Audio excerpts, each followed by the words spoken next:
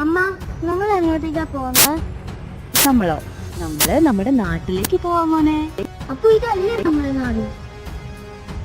Hello மச்சி, bus ஏறிட்டடா. ஒன்றும் இல்லை, 13 வருஷம் கழிச்சு ஊர் மாற போகிறேன். அதுவும் வேலைக்காக. கொஞ்சம் வித்தியாசமான ஃபீல் ஆகுதுடா. எத்தனைண்ணா, நான் போற ஊரு புதுசு. என் ஸ்டாப்பிங் வந்தோடனே கொஞ்சம் சொல்றீங்களா?